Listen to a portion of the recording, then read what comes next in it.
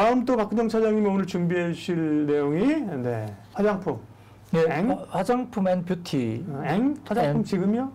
예, 뭐 네. 그런 그러니까 이슈인데요. 궁금한 거예요. 화장품이 됩니까 지금? 뭐 결국 이제 저는 좀 앞서가는 이야기를 해드리고자 뭐 상당히 뭐 고민을 많이 해왔습니다. 네. 뭐 이런 방송을 통해서도 저희 자리를 통해서도 많이 이제 그런 이야기를 해드렸고요. 막상 이제 지금 현재 뭐 시장에서 뭐 핫한 이야기를 하는 것은 뭐 다른 방송을 여러 차례 보시더라도 뭐 그런 방송은 되게 많기 때문에 그래서 뭐 그런 부분들보다는 만약에 제가 투자자라면, 저 PB 입장에서 투자자라면 지금 자리에서 어떤 종목들을 제가 공략하고 매수를 해서 기다릴까, 그러니까 수익을 낼까에 대한 고민을 많이 하죠. 그래서 업종에 대한 사실 고민을 이 방송 나오기 전에 어떻게 이야기를 하고 어떤 내용들을 할까에 대한 부분들을 사실 고민을 굉장히 많이 합니다. 그런 부분들 때문에 저희가 뭐 고민을 많이 하다 보니까 뭐 좋은 업종도 이야기 드리겠지만 화장품 관련해서도 조금 지금은 이야기 이제는 해도 되지 않을까라는 생각이 듭니다. 이제 이에 대한 기본적인 전제 조건은 오미크론이라든지 이런 부분에 대해서 다소 좀 경미한 쪽으로 이제 완화되면서 우리가 너무 이제 심각하게 가지 않는다는 어떤 기본적인 환경에 대한 전제 조건을 제가 먼저 말씀을 드리고. 그러니까 꼭 화장품보다는 화장품을 포함한 미용, 뷰티 이런 쪽인 그런 거죠. 쪽이죠. 그래서 지난번에 뭐 크레시스나 그다음에 제이시스 케미칼 지난 시간 때 제가 똑같이 말씀을 드렸었기 때문에 물론 뭐 짧게 잠깐 말씀드렸지만 그쪽에서도 상당히 뭐 성장이 있다라고 시장에서 이제 이야기가 되면서 주가 괜찮을 거다 말씀드렸었는데 뭐 그와 관련해서도 이제 화장품도 저희가 좀 봐야 되는데요. 실질적으로 뭐 중국 쪽에서는 사실 그 화장품 관련된 도소매 관련된 유통 성장률이 최근에 5% 정도밖에 안 됩니다. 중국 시장도 상당히 좀 많이 쪼그라들어 있는 시장인데 그런데 최근에 중국이 어쨌든 그 지준율 인하를 급하게 하면서 돈을 풀기 시작했어요. 그리고 연말 연초로 가면서 내년에 또 이제 올림픽이 있기 때문에 아마 굉장히 좀 긴축을 하던 어떤 정책에 대한 어떤 포지션이 상당히 완화 쪽으로 아마 풀릴 것 같습니다. 이미 그게 시작됐다고 저는 보고 있고, 그리고 제가 바라보는 것은 중국 쪽에 크레딧 임펄스라는 그 지수가 있는데요. 지표인데 그게 GDP 대비 개인의 어떤 그런 신용에 대한 지표를 이야기합니다. 그 크레딧 임펄스가 거의 바닥권까지 빠졌기 때문에 여기서 이제 부양을 하지 않는다면, 어떤 완화적인 입장을 하지 않는다면 중국 같은 경우도 경제 성장률 지표가 상당히 꺾일 수밖에 없는 그런 국면이었습니다. 그래서 그 크레딧 임펄스 지표가 바닥권에 나오면서 유동성을 이제 좀 더 공급하는 쪽으로 정책을 굉장히 확실하게 선회를 했다라고 저는 생각하고 있고요. 물론 그러한 크레딧 임펄스라는 지표가 반도체 섹터에 대한 선행 지표도 상당히 좋습니다. 글로벌 유동성 증가라든지, 그 다음에 미국의 PMI 제조업 지수라든지, 그 다음에 전체적으로 지금 우리가 말하고 있는 중국의 크레딧 임펄스 지표, 이런 것들이 반도체, 특히나 삼성전자와 하이닉스의 주가를 동행하는 어떤 지표로 볼 수 있거든요. 그러니까 실적, 분기 실적이나 그 다음에 디램 현물가보다는 아까 말씀드렸던 글로벌 유동성 증가율이나 중국의 크레딧 임펄스 이런 지표들이 거의 동행을 합니다. 삼성전자, 하이닉스의 주가가. 그래서 그런 쪽에서 유동성 공급이 일단 중국에서 됐다는 점에서는 최근에 삼성전자, 하이닉스가 그래도 견조하게 천천히 우상향 그림을 그리고 있다는 점을 충분히 설명 가능하겠고요. 또 중국 쪽에서 그렇게 만약에 유동성 공급을 한다면 업황으로 봐서는 지금 최근에 올라오고 있는 화학이라든지 그 다음에 화장품 이런 것들에 대해서 상당히 긍정적인 어떤 효과를 충분히 누릴 수 있는 상황이기 때문에 이런 부분에서는 화장품 관련된 부분들 좀 볼 수가 있겠습니다. 근데 이제 중국 같은 경우는 중저가 화장품 시장 경쟁이 굉장히 뜨겁습니다. 쉽지 않은 시장이고요. 그래서 국내 같은 경우도 지난번에 뭐 굉장히 많이 팔렸던 후라든지 뭐 설화소 이런 것들이 다소 조금 이제 상위권에서 밀려나는 모습이 보였는데, 그런데 후 같은 경우는 상당히 잘 팔렸죠. 근데 이제 설화소가 좀 밀려났던 분위기가 다소 있었습니다만 최근에 설화소가 다시 성장폭을 상당히 큰 폭으로 올려가면서 다소 이제 안도를 하고 있고요. 그래서 아모레퍼시픽 같은 경우도 최근에 바닥에서 그래도 좀 올라오는 모습도 좀 생각보다 힘이 좀 괜찮습니다. 근데 그게 왜냐하면 LG생활건강의 후는 어느 정도 찰만큼 굉장히 좀 떨어지지 않고 잘 하고 있어요. 근데 아모레퍼시픽 관련된 설화소가 생각보다 좀 많이 떨어졌다가 이제 성장하는 폭이 다시 이제 급등하면서 점핑을 하기 시작하니까 그 성장에 대한 룸이 아직도 남아있다는 점에서 최근에 상대적으로 아모레퍼시픽의 주가가 좀 더 활발하게 LG생활건강보다 움직인다고 설명을 드리는 게 맞을 것 같고요.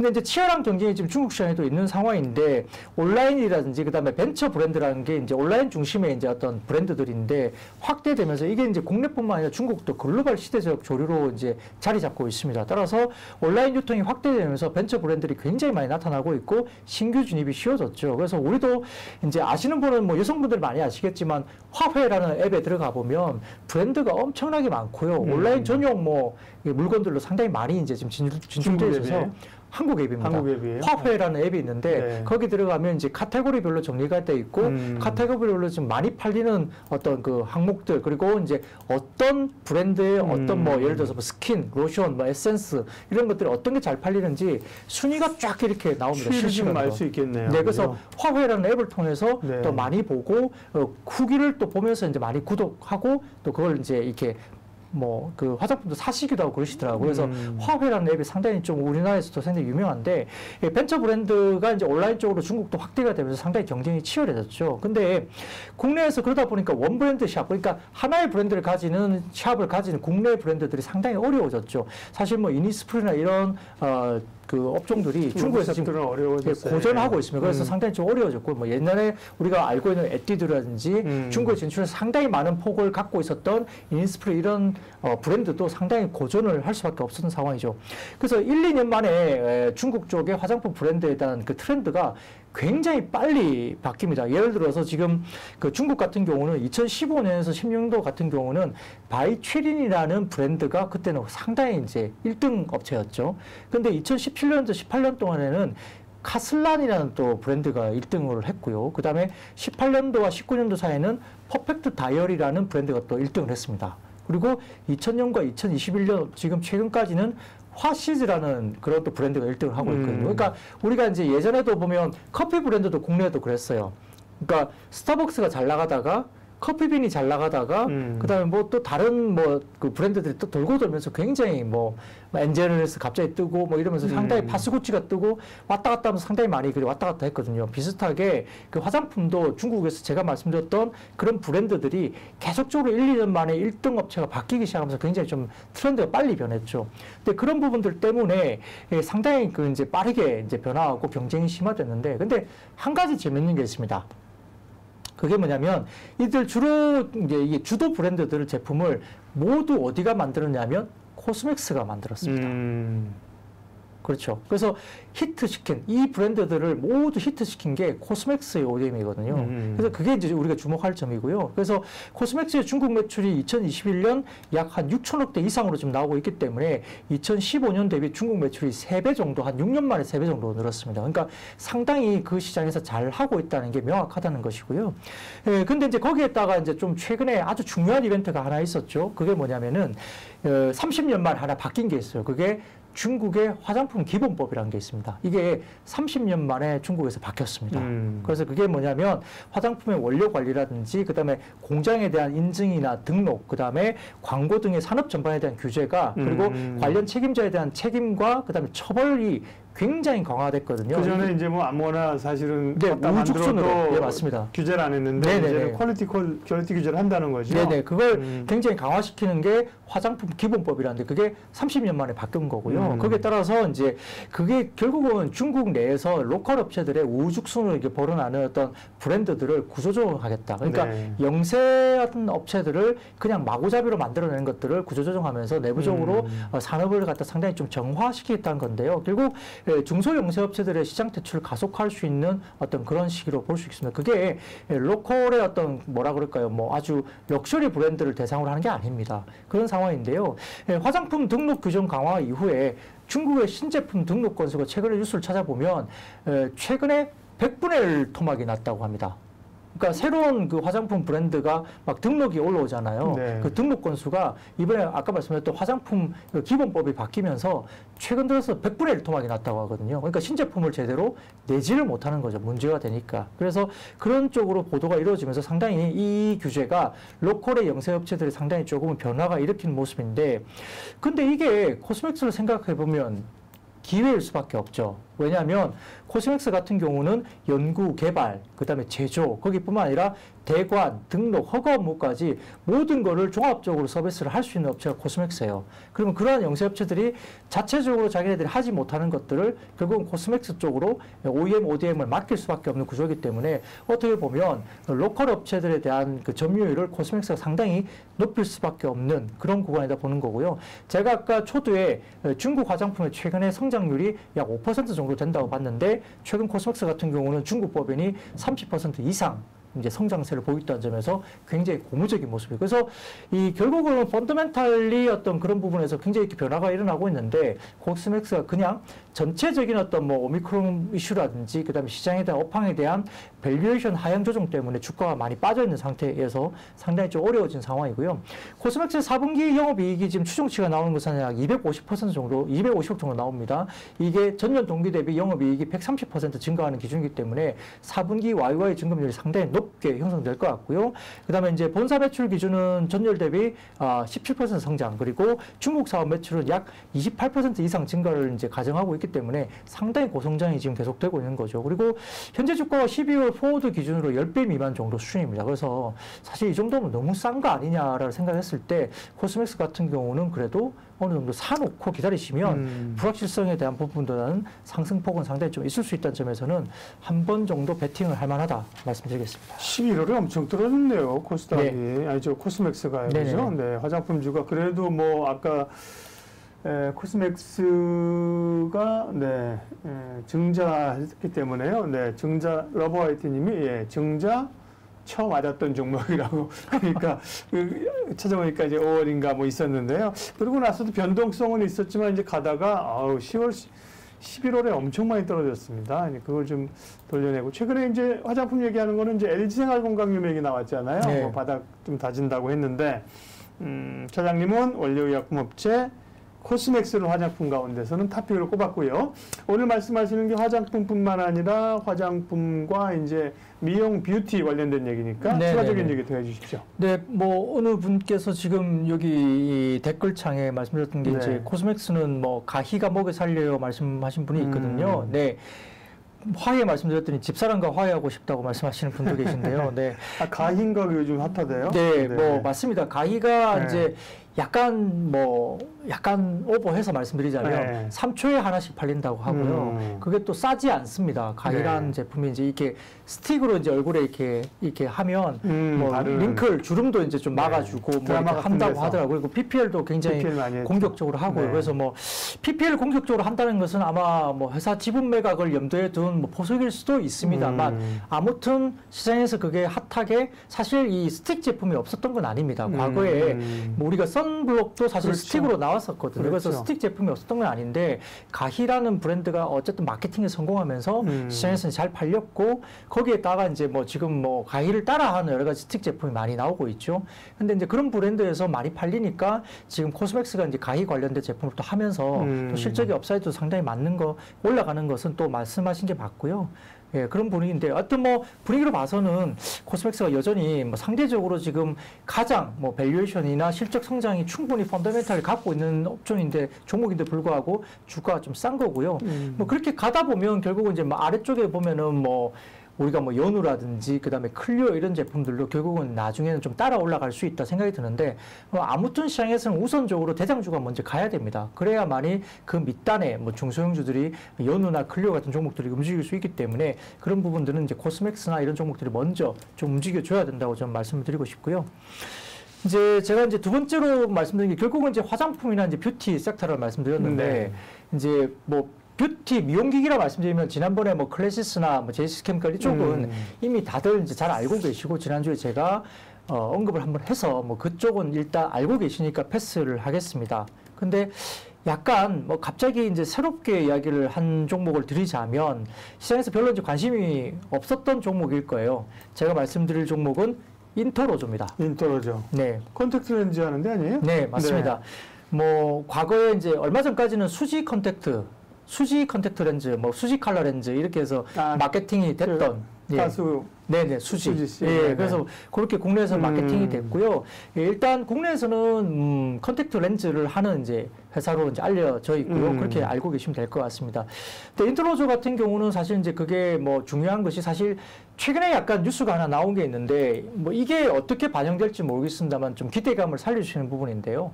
이제 안경이나 이런 것들을 사실 온라인으로 살 수가 없잖아요. 네. 그러니까 안경점을 꼭 가야 됩니다. 뭐 이걸 제가 조금 이제 뭐 아주 민감한 사안이긴 하지만 이게 이제 안경점을 꼭 가서 뭔가를 해야 될까? 근데 유럽이나 뭐 다른 해외 쪽은 온라인에서 구매가 다 가능하거든요. 그래서 이제 최근에 뉴스가 안경을 온라인에서 구매할 수 있도록 이제 법제화 된다는 그런 뉴스가 이제 최근에 며칠 전에 나왔습니다. 그게 진행이 될 걸로 지금도 이제 보니까 뭐 여기 저 포털 같은 보면 안경테 이런 거는 뭐 안경테 같은 거 살 수 있는데 렌즈까지는 이제 계속 할 수가 주류도 얼마 전에 됐나 주류 같은 거 이제 택배로 못 시키는 것처럼 안경도 그렇구나. 맞습니다. 그래서 그런 거고요. 그런 부분들 때문에 사실은 그 어떻게 보면 그 우리가 그 시력을 이렇게 좀 개선시키는 이렇게 안경이나 렌즈는 사실 맞추지 않으면 쉽지 않잖아요. 그렇죠. 내가 뭐 어떻게 뭐 시력 검사를 해보면 뭐가 있을지 모르는 거니까 다른 어떤 뭐 조금 뭐랄까 내가 시력에 대한 여러 가지 문제가 있을 수도 있기 때문에 쉽지 않은데 예를 들어 뭐 미용 그냥 뭐 컬러 렌즈라든지 뭐 이런 것들은 사실 사도 되는 거거든요. 그래서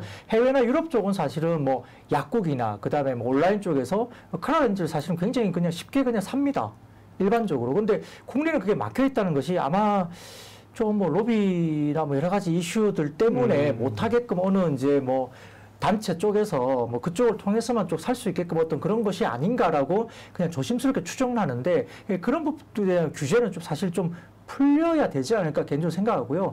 안경을 온라인으로 구매할 수 있도록 이제 뭐 진행을 한다는 점이 이제 지금 뉴스가 된다고 하면 뭐 컨택트 렌즈에 대한 부분도 좀 열어놓을 수 있는 뭐 향후에 언제인지 모르겠지만 같이 열릴 수 있는 부분이 된다면 상당히 큰 영향이 있겠죠. 근데 뭐 그 부분을 차치하고라도 인트로즈를 좀 보신다면 그 3분기 실적을 발표했는데 그 매출이 310억 원 그리고 영업이익이 81억 정도 나오면서 분기 사상 최대 실적을 지난 3분기에 냈습니다.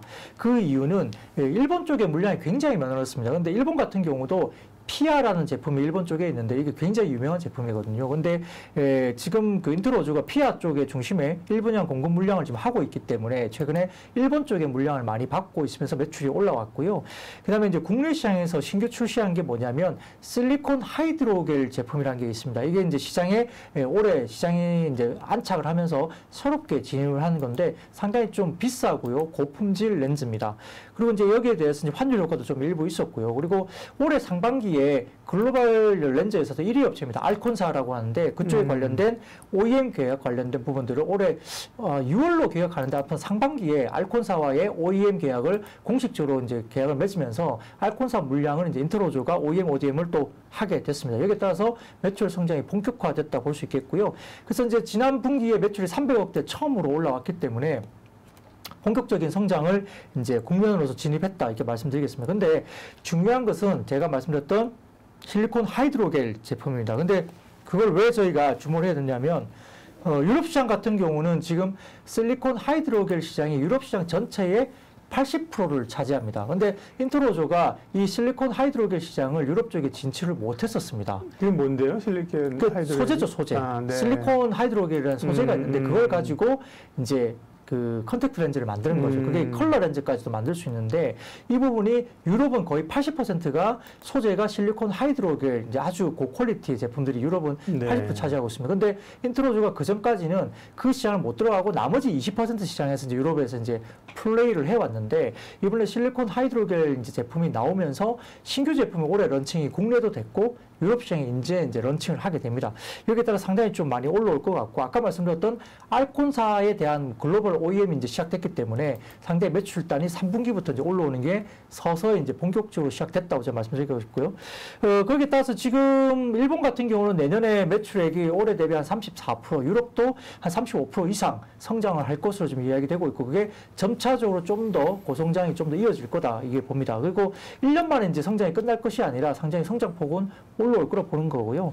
더군다나 이제 3공장이 이제 투자가 들어가고 새롭게 지어진 3공장 캐파 증설이 마무리가 됐습니다. 그래서 3공장에서는 좀 더 수율도 좋아지고 OP 마진율이 올라갈 수 있다는 점 때문에 3공장에 대한 증설 이슈가 상당히 좀 매출단에 대한 부분도 업이 될 수 있습니다. 여기에 따라 지금 내년 실적에 관련된 부분들은 매출액은 1,460억대 그리고 영업이익dak은 380억 정도 추정이 되는데 내부적으로 지금 3공장에 대한 수율이 맞춰지면 한 400억 정도까지도 볼 수 있습니다. 근데 380억 정도까지만 저희가 본다 하더라도 아마 타겟 그 밸류에이션 PER 15배 정도만 타겟 하더라도 주가는 한 4만 원 정도가 적정 주가가 나오거든요. 근데 지금 현재 주가가 한 27,000원대 정도 언저리에서 움직이고 있습니다. 네. 최근에 33,000원대 정도까지 주가가 움직였었는데 11월, 12월 접어들면서 이제 연기금 쪽에 기관 물량들이 굉장히 많이 쏟아졌어요. 아마 연초에 좀 낮게 샀던 2만 원대 초반 정도부터 기관들이 들어왔던 물량들을 연말에 다소 이제 리밸런싱 하면서 이익 실현을 다소 했던 물량들이 좀 출회됐는데 그런 물량들이 12월 초까지 아마 어느 정도 마무리가 된 것 같습니다. 그래서 최근에 보면 기관들이 다소 다시 사들어오는 모습이 보이거든요. 그래서 어느 정도 이제 바닥은 이제 어느 정도 보여줬다는 점에서는 지금 정도에서는 상당히 좀 매력적인 가격 구간 말씀드리겠고요. 더군다나 지금 작년 같은 경우에 배당을 인트로조가 주식 2% 그리고 현금 배당을 300원 정도 배당을 했습니다. 근데 이 배당 관련된 배당 성향을 아마 올해 상당히 좀 높일 것으로 이야기가 내부적으로 되고 있기 때문에 아마 조만간 배당과 관련된 이슈도 배당 관련된 성향을 높이는 이슈가 아마 발표될 가능성은 저는 상당히 좀 높지 않을까라고 개인적으로 조심스럽게 이야기 드리고 싶습니다. 그래서 그런 부분들 말씀드리자면 배당도 연말에 괜찮고요. 주가도 좀 뭐 어느 정도 뭐 괜찮게 내려와 있고, 그리고 아까 말씀드렸듯이 내년 실적 기준을 볼 때 PER 15배 정도 기준을 본다 하면 4만 원 정도가 나오는데 뭐 지금 27,000원대 그렇게 무리 없는 가격 순이다. 그래서 좀 천천히 갈 수는 있는데 한번 이게 트렌드를 타기 시작하면 주가가 상당히 쭉 그냥 올라갈 가능성이 높아서 지금 가격권에서도 인트로조는 상당히 좀 아주 시장에서 이제 많이 도는 종목이 아니지만 그렇다고 해서 아주 스몰캡도 아닙니다. 그리고 굉장히 우량한 회사고 지금 내년 그림을 본다면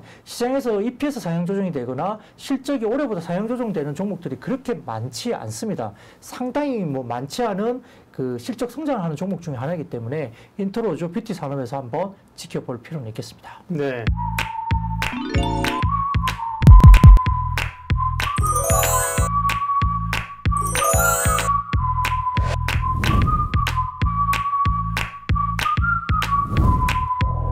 개인 투자자를 위한 진실된 방송 한국증권TV가 구독자 여러분을 새롭게 찾아갑니다. 확 바뀐 한국증권TV의 다양한 콘텐츠를 직접 경험해보세요. 한국증권TV에서 만나요.